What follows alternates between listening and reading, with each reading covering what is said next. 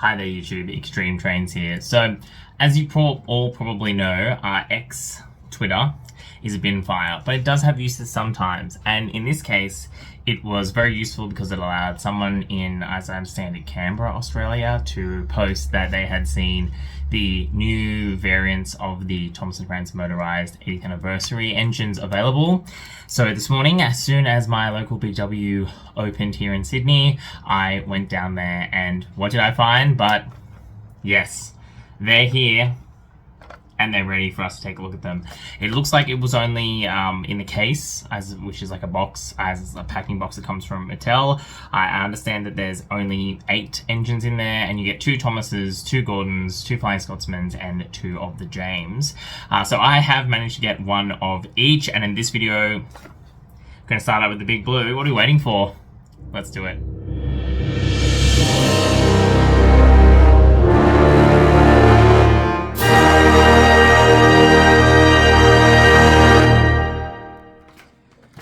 Right, let's waste no time and take a look at these boxes. So as you would have seen, if you've been looking at if you looked at the community channel post that I made about these are the same style of boxes that we've had for some time with the All Engines Go merchandise, and the All Engines Go merchandise was stacked up right against this stuff.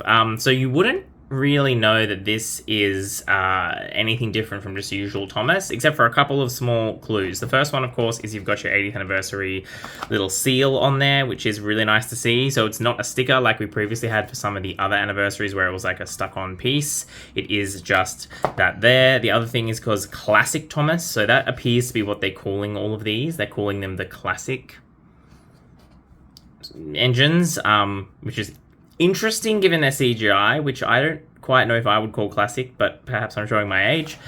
You also get a different barcode. So the All Engines Go engines have this little wagon here with the barcode on it, with All Engines Go Thomas. But this one you can see we have a very nice little drawing of the CGI Thomas, which is really, really nice to see.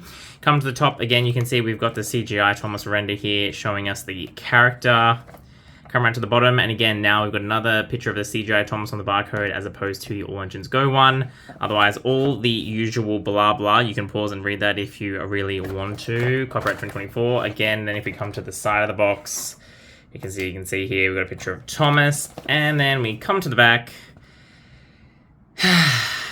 and Mattel drops the ball on explaining what is in here. Again, 80th anniversary, nothing about 80th anniversary, nothing saying, this would have been, again, a great opportunity to say, it's Thomas's 80th birthday. Collect the entire classic range styled of your favorite characters, like something.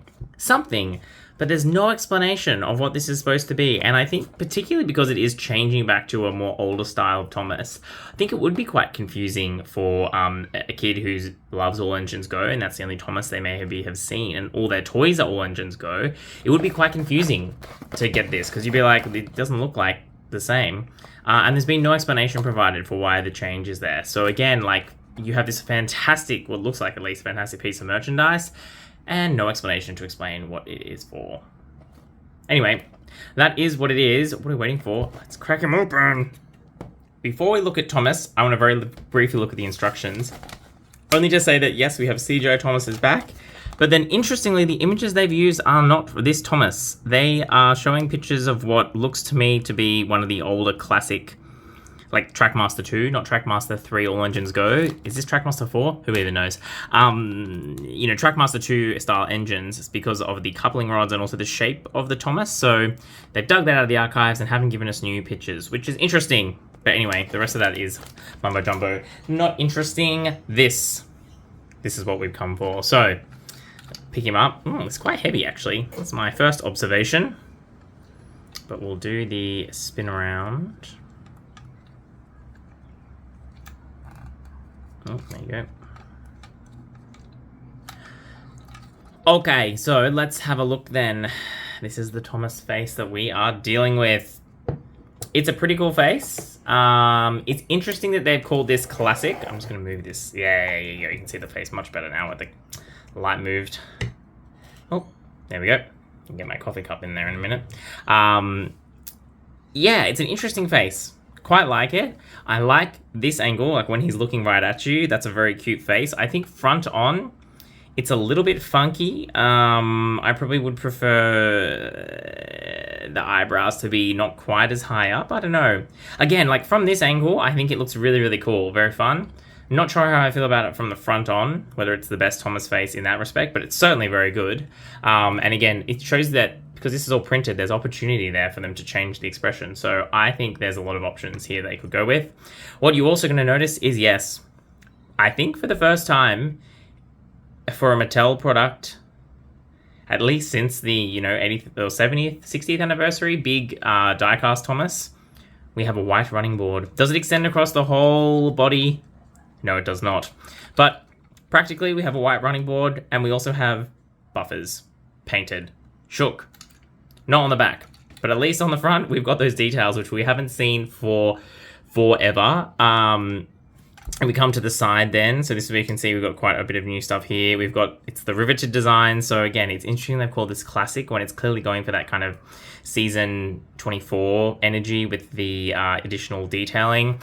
I'm not quite sure what the light bit on here is meant to be. I think it's meant to be dust or dirt or like coal dust or something, but again, not explained. It's not explained, so I don't know what this marking is meant to be, but I do look forward to getting other versions of him which have different paint jobs. I think some of them don't have the white running board, but anyway, we'll have to kind of see how that's all going to work as we go through. The printing on this looks a little bit crooked and low, perhaps. Like this, for example, looks to be a bit too low. Yeah, on both sides, it's very, very close to the bottom, but anyway, that is what it is. You can see here we come to the top, we've gone back to that old shape, and again, proportionally much more accurate. If anything, the wheels are probably too small, but that shape there. What we have lost, unfortunately, is painted whistles. And, the All Engines Go whistles are really nice. They were molded in and everything, but this one, we've got stickers. We've gone back to the stickers for the... I'm forgetting cab windows. You can tell I'm doing this like late in the day. Stickers for the cab windows, which is not unusual. We've actually had them for quite some time in this range, but I do miss the painted whistles. I think, hot take, but I would prefer that they have the whistles on the printed yellow, rather than just leaving them unpainted, because I think they're quite an iconic feature. We've got little cab detailing on the top. There's your switch. Again, it's very long because I understand this is the same chassis as the All Engines Go chassis, but we'll look at that shortly in a minute. Camera on the back, we've got the lamp molded on, no buffer printing on the back. And again, you can see mine's got some weird black marks in the plastic. Not sure what's going on there. All Engines Go long coupling as well. And then what I will say quickly before we look at the wheels, the red that is used it's not a James red. So for example, this is the Thomas Wooden Railway Celebrations James. It doesn't come up as well on camera, but the red that is being used on this is more kind of muted. It's a more muted red. It's not like a bright candy red. And I don't know, again, whether that will change on other versions of this Thomas, but we'll have to see. Again, is that part of him trying to look dirty? I don't understand. Then we come to the wheels, which again look to me to be standard All Engines Go wheels, although, and this is a throwback, this is actually a separate plastic piece. This wheel, that hasn't been like that since the Tomy days. Like, that's a throwback and a half. So we do have a separate wheel fitted in there. It doesn't spin, unfortunately. Some of the old Tomy ones did, but there you go. And then we still have the clicky wheels. You can't freewheel with these, but as you can see, we do have these new coupling rods which have this simulated little connection part in the middle as well. Very, very interesting. So yeah, this is very interesting. And then the bottom, of course, we just got the base chassis. You can see kind of how they've had to jimmy things together, because you can kind of see this when you look at it from the side. The wheels are a little bit kind of too small compared to the proportions of the body, but we'll look at that closely and we'll do some comparisons. So that's the Thomas. Quite heavy. Then we get two troublesome trucks in this set. Again, it's just called Classic Thomas, so I don't know if it's meant to be referencing a specific episode or anything like that, but here we are. You can see, yep, we've got these trucks. They seem to have some kind of, again, like rust detailing on them, which is kind of cool. They both have this cargo, which I think is the same. Yep, it's the same mold with these little things on the bottom, so you could mount it on some of those old wagons from All Engines Go, but that looks really nice. Nice to get into different colors. And then, yes, the trucks, I think they're exactly the same. I love the wood paneling on the inside. We've got that paint on the outside.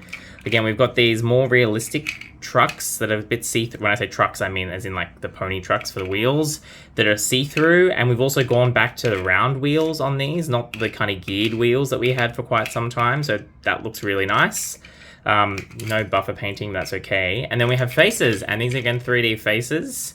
And you can see here we've got 2 different expressions, which I think is great. And what's really cool is this is the same mold. It's just they've painted it differently. So you can see you can get 2 quite different expressions from the same actual underlying plastic mold, which is really, really cool. So the trucks I'm quite happy with. The Thomas I think is pretty cool, but he is a little bit funky in terms of his proportions. So on that, let's do some comparisons. So I don't have any of the motorized all engines go engines to compare to, but I do have some of the old Trackmaster 2 engines. And wowza. I mean, obviously this is a special edition version, but these are just totally different beasts. It's very rare that you see toys getting bigger over time, or anything getting bigger. Usually it's shrinkflation. But this is the opposite. Thomas has gotten much bigger. I mean, the paint difference is astonishing. The white running board, I mean, we've all known that Leo is right about most things he talks about, but, you know, it really makes a huge difference to have the white running board and the painted buffers on how the front of Thomas looks. Also, this face was always just absolutely garbage. Like, this is terrible. This, way, way better. But you can get a sense of just how big, I'll move these off to the side for the moment, just how big the size difference is between these engines, and I think that's probably the issue. These engines were never really great proportionally in terms of Thomas always felt quite long and thin. This one, I think we got better proportions in Thomas is a lot taller, but his wheels then the problem is I think are a little bit too kind of small for how big he is. Whereas these wheels, although the body was not proportional, the wheels at least felt a bit more proportional. So I think, you know, you win some, you lose some. But again, you can see this was just a painted on wheel. Whereas, oh, it's gone yellow. I wonder if it's literally been sitting in storage. I wonder if it's always been that yellow. I'm sure some of you will look at the old videos and tell me if it used to be like that. But yeah, you can see this is a separate plastic piece now, which is pretty cool. So yeah, a lot of difference, and you can also here see the change in the coupling rod style. Again, quite a big change. Interesting, again, they've called it classic, even though these square bar parts are very, very CGI coded. But anyway, here it is. It is what it is. Another nice detail, which I didn't notice before, is that you've also got this part actually cut out. There's black plastic under there too. So you actually do have that gap between his tanks and the splasher, which very, very rare that you get that on merchandise. You know, see, for example, this one in Thomas Wooden Railway, RIP, again, don't have it there. You've just got that little painted on imitation gap. So, yeah. Nifty, nifty, nifty. Quickly, in terms of the trucks as a comparison, again, this also gives you a sense of just how much bigger everything has gotten. So this is one of the previous trucks. I mean, obviously it was a special truck and also not troublesome truck, but you can see they were quite small and low, whereas these ones are much, much larger. I don't know whether this is the same as that one that came with that Farmer McCall set that we got just before All Engines Go came out. I don't know. Someone will have to tell me and let me know. But you can see, again, we've changed back. You know, we used to have round wheels, then we went to these little geared ones, now we've gone back to the round ones again. So everything's old new again. And this is what I was talking about with the truck. So you can see there's a lot more relief, in this section, in the underbody, whereas here it was just all kind of plastic printed on. Which is interesting because if you look at the bottom, you know, it is very, you can very clearly see it's the same design principles in terms of how it's been constructed. This one just shows you what you, with a little bit of effort, you can make something that looks pretty darn nice. So in the interest of time of being able to get these videos together, I will upload a separate video showing some of these engines running around together. But for the purposes of showing you these items ASAP, I have not had time to get that set up to do this review. So what do I think then, without having run him, of the new classics or classic Thomas motorized engine? I think he is pretty darn awesome. I did see some comments saying I think the tank engines look better than tender engines. I think I'm inclined to agree. I think they do a good job, and you can see here, for example, the scaling with the trucks doesn't look too bad. But yeah, this is a really nice Thomas model. I hope they do more faces. I think they're going to. This does look like the same face that they've used for the Day Out with Thomas special version. But I hope they do more faces. That'll be really nice. I also, you know, looks like they'll be doing some more versions. I'd love to know the explanation, if anyone knows, for why he's got this on him, because I didn't really understand what it's supposed to be. But yeah, this is really nice. Run, don't walk. To pick this one up. I am now sold and will be collecting all of these in addition to the new metal engines that are coming out later this year. Yep, This one is great, and again, for the price of these, at full price, these 3 packs are about 20 Australian dollars. They were having 20% off sale when I bought these, which is fantastic, so I got them for 16. These are great. Excellent value, and again, if you think for $20, you can get, well, now on special, but you could kind of get one and a little bit Thomas Wood and railway engines. I think that, as I talked about in my Brio video, shows you the problem with the way Thomas had been positioning itself. Why would you pay $20 for this? Not that it's not good, when I could pay $20 and get all of this, which has a lot more play value with the rolling stock. That's great. I think these troublesome trucks are great. It's really nice to start getting just normal rolling stock again. I know people will want to get dozens of these so they can make some nice trains, but it's really good, and I love they went the extra mile of making them have different faces, and I think these loads are totally fine. They fit nicely in the trucks and they look really good. So yeah, this one's a winner. Definitely go out and grab it. Thanks very much for watching. That's all we've got time for. This is Extreme Trains.